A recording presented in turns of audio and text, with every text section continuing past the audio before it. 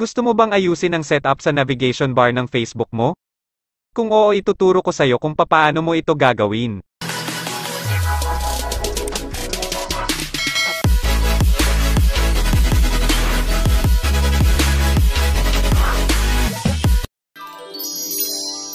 Una ay i-open mo ang iyong Facebook app at pagkatapos ay pindutin mo ang menu sa gilid.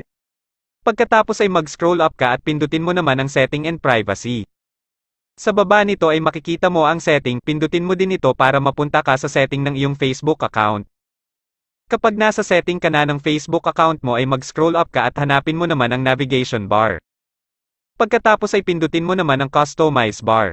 Dito ay pupwede ka nang pumili ng tatlo na gusto mong ilagay sa iyong Facebook navigation bar. At kapag nakapili ka na ng tatlo na gusto mo, ang gagawin mo naman ay i-pin mo lang ang mga ito. For disclaimer lang po mga boss na kaya ko po ginawa ang video na ito ay para sa mga tao na mahilig mag-Facebook at hindi alam kung paano mag-setup ng navigation bar sa Facebook account nila. Kapag tapos ka na sa pag-pin ay mag-back ka lang at e-check kung nabago na ba ang navigation bar.